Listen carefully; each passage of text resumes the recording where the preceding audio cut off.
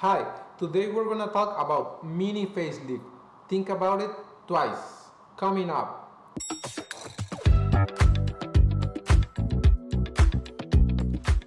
Hi again and welcome to my channel. I'm Dr. Carlos Rosales, otolaryngologist, facial plastic surgery specialist.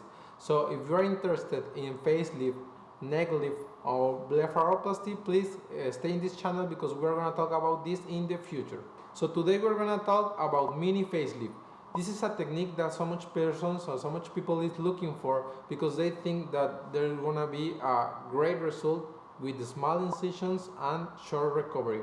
But there is something you need to know, and this data is all published is in the science. Okay, that is the longevity of the result is not what it should be. Okay, so I'm gonna show you here in the screen some articles that I researched so you can know about this. Okay, so this is an article in a medical science web page that says here our clinical retrospective comparison between two short facelifts.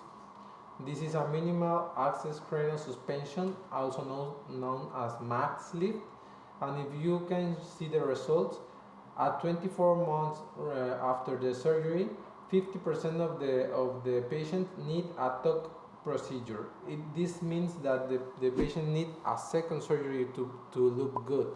Okay, so the conclusion of this article is that the short scar facelift can avoid the postauricular and occipital incisions, but the disadvantage is a moderate result in the neck and the nasolabial folds and the potential of short duration. Okay, so that's why I started this video telling you that you need to think it twice, because why you should go to surgery if the result is gonna last just for 2 years. So now we have another article here. This is a surgeon that started doing mini facelift or facelift with just a small pinch in the SMAS, and then did his transition to a full and deep plane facelift. Okay, so if you can see this article, he compared the two techniques, and with the first technique, just SMAS retidectomy, he had 11.4% of tuck up rate, and for the deep plane retidectomy, just 3% or 3.3% of tuck up. It means that of every 10 patients with a SMAS technique, just like a mini facelift, he can have about 1 people for tuck up, and then with the deep plane, just 3% of over 100. Okay, so also there's another author, there is Andrew Giacono, one of the main leaders in the field around the world. He recently published a book of the technique, and also he did a transition between a SMAS technique, it's a mini facelift, to a deep plane technique, and also the rate of tuck up was about 15 with the SMAS technique, and with the deep plane around 3 to 5%.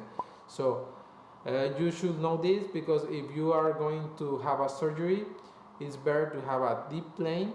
Even deep plane facelifts can be made with short scars. Andrew Giacono describes this technique in the book, and we are doing also this technique. So how to know if you are a good candidate for this short scar deep plane facelift is if you don't have so much redundancy in your neck, we can do that technique, short scar, but always deep plane. So think about it. If you're going to have a surgery, don't go for the cheap mini and quick mini facelift. Think about it twice, and choose better the deep plane facelift. Okay, it's safer, gives more time results, and gives you more naturality, because it's not that tight appearance when you just stretch the skin. It's more joyful, and you're gonna love it. So it's all for this video. Thank you for watching. See you next time.